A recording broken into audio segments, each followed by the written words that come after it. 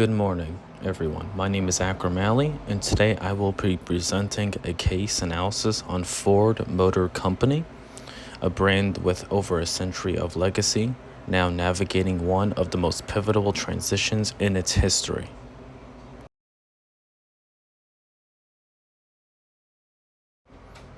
Let's start with a quick overview.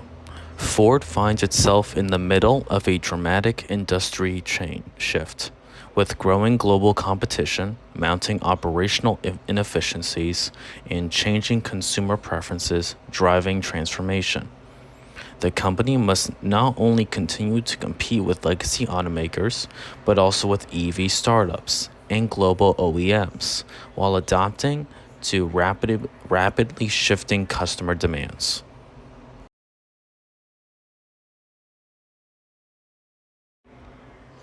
Now, to understand Ford's situation, we need to examine the external environment and the competitive forces affecting the company. This includes both macroeconomic influences and the micro level industry structure. First, the external environment. Tariffs imposed by the U.S. government have already cost Ford over $1.5 billion in quarter one of 2025 alone. Global economic uncertainty, inflation, and ongoing supply chain disruptions also hurt production and warranty costs. Consumers are shifting towards electric vehicles, demanding better digital integration, customization, and sustainability, all while expecting competitive pricing. At the same time, government incentives and stricter emissions regulations are forcing legacy automakers to adapt faster. Now let's pair that to the Porter's five forces. The threat of new entrants is moderate to low, while barriers to entry remain high. Well-funded electric vehicle startups like Rivian and Lucid are entering the market with tech-forward platforms. Bargaining power of buyers is moderate. Customers now expect more, better financing, EV options, and customization, all of which put pressure on Ford's pricing power. Bargaining power of suppliers is also moderate. Ford depends heavily on a limited number of battery and semiconductor suppliers. This makes them vulnerable to pricing shifts and geopolitical disruptions. Threat of substitutes, moderate. Alternatives like ride-sharing, micro-mobility, and public transportation are growing, especially in urban areas. They don't eliminate the need for cars, but slowly chip away at market share. Industry rivalry is strong. Ford faces pressure from both established players like Toyota and Volkswagen and newer EV first-time firms like Tesla. The battle for market dominance, especially in EVs, is intensifying. All of these forces together highlight the urgency for Ford to adapt, but to protect margins and sustain long-term growth.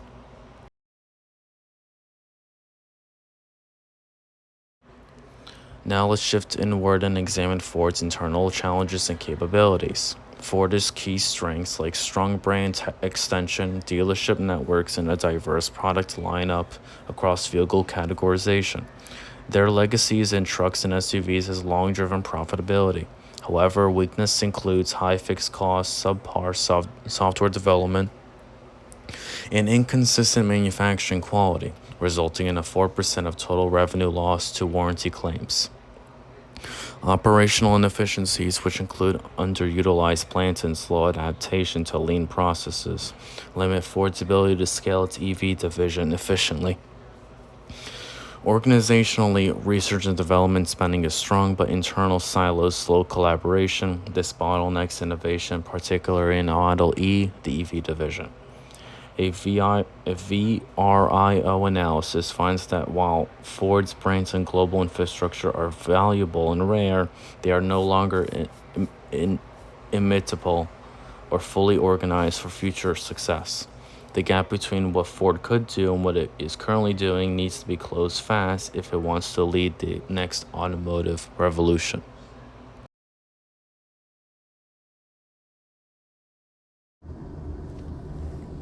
Let's take a look at long-term trends. In 2010, Ford's revenue was $128.9 billion. By 2024, it climbed to $185 billion, a 44% increase.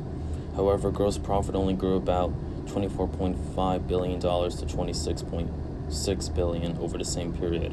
This points to serious margin compression, and Ford is generating more revenue, but it's not translating into profit. Fixed costs, inefficiencies, and EV transition laws are eating into gross margins.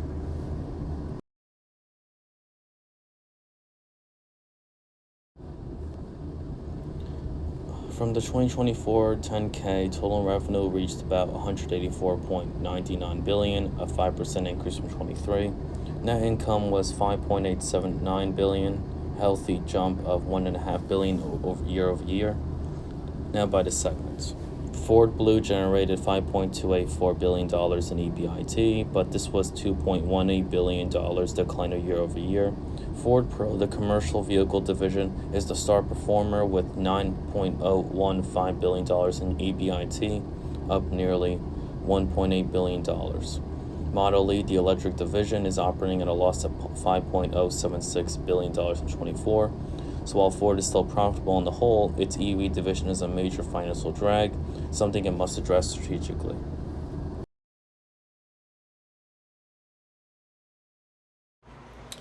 Looking at Q1 2025 specifically, revenue is dropped by 4.9% year over year to $40.77 billion. Net income has plummeted 64% to just $471 million, mainly due to tariffs and Model E losses. Gross profit for Q1 2025 was $5.471 billion, which was down approximately 13%. Model E's Q1 EBIT loss alone was $849 million, and Ford took a $1.5 billion tariff hit in just one quarter. This clearly shows the urgency to reduce cost exposure, increase manufacturing efficiency, and find a path to profitability in electric vehicles without sacrificing its strong Ford Pro and Ford Blue segments.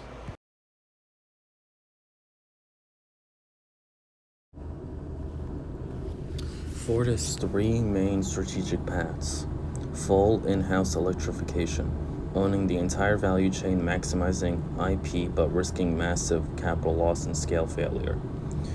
Number two would be strategic partnerships and alliances, lowering the cost and faster innovation via shared research and development, but risks include culture clashes and diluted control, and lean cost leadership, boosting operational efficiency to fund electric vehicle investments, but this may limit long-term innovation, strain labor relationships. Each has its own trade-offs between cost control and speed.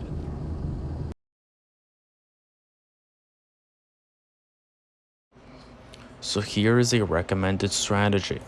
We recommend a combined three-pillar strategy that blends all three: an acceleration in electrification, but through a strategic alliance with battery and technology companies like Google or Apple. This limits capital outlay and accelerates innovation.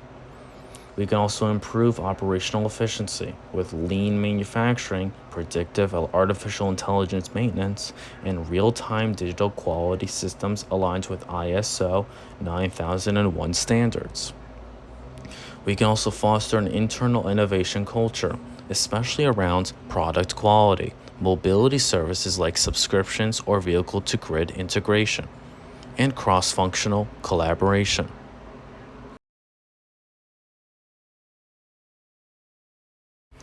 Of course, there are some long-term implications. What does this look like long-term? First, this strategy will allow Ford to control electric vehicle losses and shift to margin expansion across both legacy and electric product lines. Second, this will enhance resilience, especially against tariffs, inflation, or supply chain shocks. And finally, it positions Ford to be a global top 3 electric vehicle firm by 2030. This will balance the short-term financial recovery and the long-term competitiveness.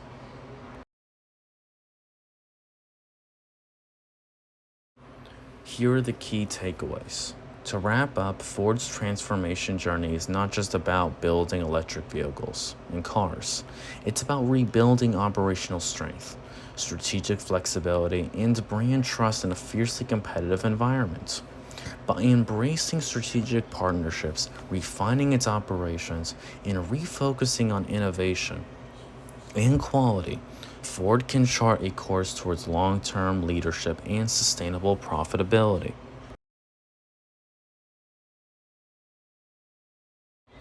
And here's the end of the presentation. Thank you. I'll be happy to take any questions.